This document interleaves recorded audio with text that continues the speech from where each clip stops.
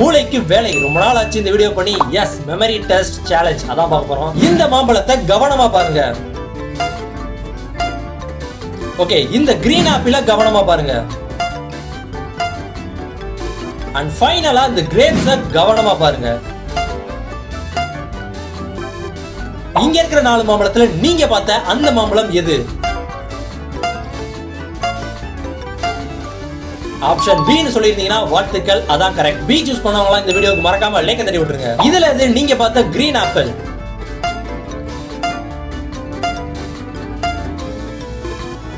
Green apple option C ல தான் இருக்கு. சி சூஸ் பண்ணவங்க இந்த சேனலுக்கு சப்ஸ்கிரைப் பண்ணிருங்க. கடைசியா இதுல எது நீங்க பார்த்த கிரேப்ஸ்னு கண்டுபிடிங்க.